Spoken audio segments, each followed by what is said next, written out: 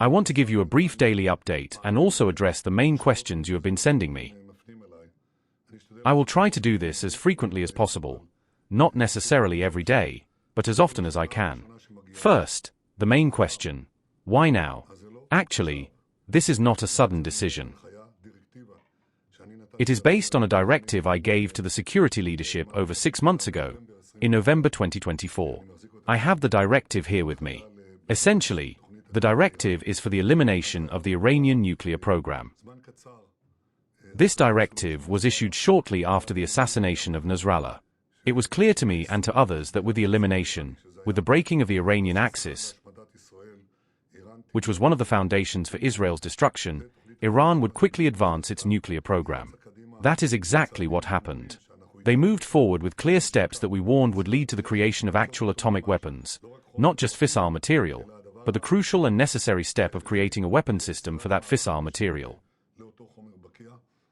There was a need to act. I set the execution date for the end of April 2025.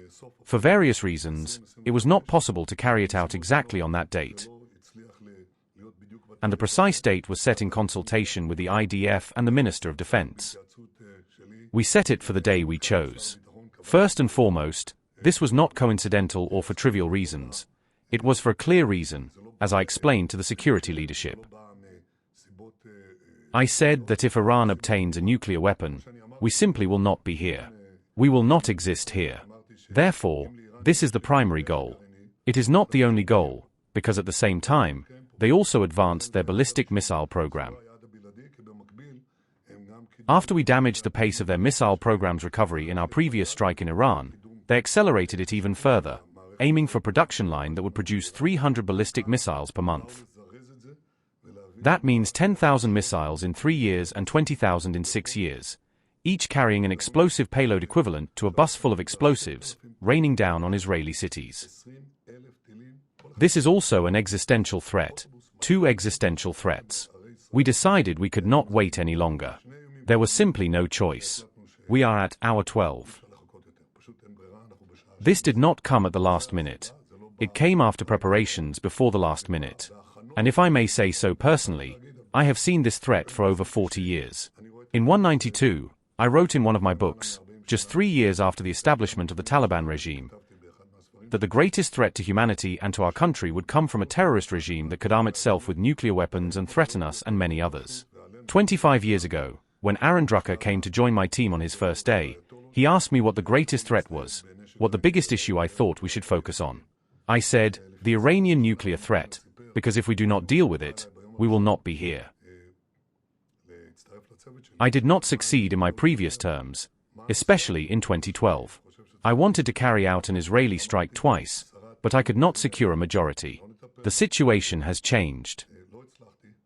I think today, and I say this with gratitude for the change that has taken place in our security leadership, everyone understands the need. There were also doubts. People certainly had reservations. I would say mainly regarding 2 things. First, regarding our capabilities, and second, regarding the price we will pay, because there is always a price. I always say, there are no free wars, no free lunches, no free wars. Regarding our capabilities, this question has been answered from week to week, from day to day, with amazing work, I have no other word for it, by the intelligence branch, the Mossad, the Air Force, and the IDF. The results you saw yesterday or this morning, if you wish, it is amazing. This has removed doubts regarding our capabilities. Regarding the price, I said there will be a price, and we are preparing to minimize it in various ways I will not detail here. But it is important to me to minimize it with your help, citizens of Israel. You need to understand, do not be euphoric. As the former General Amir Baram said, we need humility and responsibility.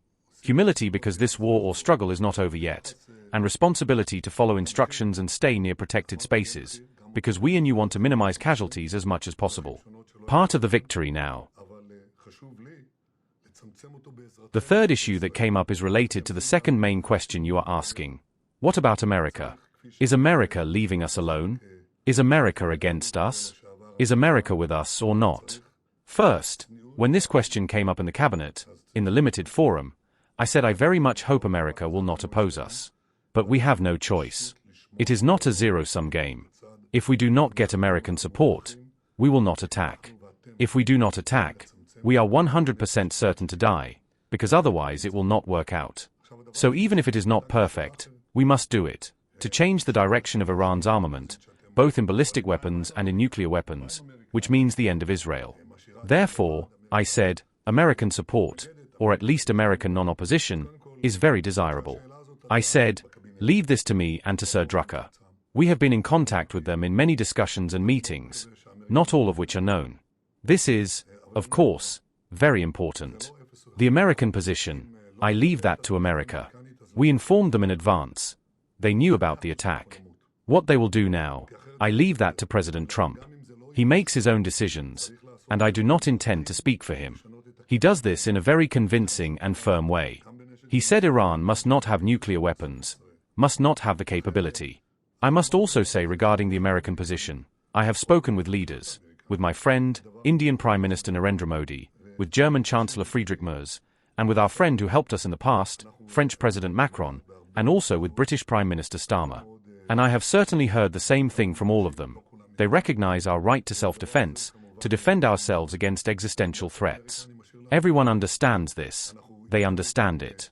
And I, of course, also spoke with others, with President Putin and other leaders. So first, there is recognition of this. Now, another question has arisen. How long will this last? I cannot say here. I do not want to say, but I have said it will last as long as necessary to remove the threat for as long as necessary. I have asked, but what about the underground facility, the one under the mountain? And what about other elements? I will not detail this here. I cannot and do not want to detail all our options. We are required to deal with the maximum we can, both in the nuclear program and in the missile production targets. I want to emphasize something here. Israel is not just trying to hit the launchers and missiles being sent at us now, but the main goal of the operation is to deal with the production capability of the next missiles, of the thousands, tens of thousands of missiles to come. All these production means are above ground. They are available, and we intend to damage as much of this capability as possible. This is no less important as a goal. So we are dealing with these things. The last question, at least for today, what about the counterattack? There will be counterattacks. I tell you, there will be. You need to understand this correctly. We have struck, I want to tell you, we have struck an amazing blow. It was a very successful opening salvo. We have struck a significant part of the Iranian general staff, a significant and leading part of the nuclear scientists who lead the projects for creating nuclear weapons. We did this, and the Air Force and others did heroic work in real time. We are also acting against their air defense. That is, their air defense. We destroyed Natanz, the largest enrichment plant, the biggest, and we have more targets. But one of the things this created is, of course, surprise. I told President Trump when we spoke, surprise is the essence of success. That is, surprise is the main factor of success. We saw this with the BB raids, and we see it today. This attack we carried out is one of the attacks, perhaps one of the only attacks of its kind in history, on a much larger scale and with much greater firepower than the BB raids, and this will be studied as well. This has, of course, created a situation of chaos in Iran right now. They are organizing for this, but you must assume, I assume, there will be an attack against us. It could come in waves, very difficult attacks, and I ask you again, everyone, do your utmost for yourself, your family, and your surroundings, enter protected spaces. We will also act in other ways, but do this, and together we can achieve something historic. In October, it seemed we were facing destruction because of the Iranian axis, because of this insane murder. By the way, I think the success on this axis will also have a positive effect on the issue of Gaza and the hostages. But we are now eliminating the axis, and we have done wonderful things together. We have severely damaged Hezbollah, we have severely damaged Hamas, and the hand is still outstretched until the mission is complete, and we have struck Iran itself. But what we are doing now is on a completely different level. Completely. And it can change history, not only securing our future but also truly securing a different Middle East. I intend to address the Iranian people directly later today. I think there are huge opportunities here. I just tell you, if we work right, if we work together, responsibly, and with our strength, we can make history for the State of Israel. I thank you for your support. I thank you for your cooperation. And I say again and again, together we will stand, together we will fight, and with God's help, together we will win.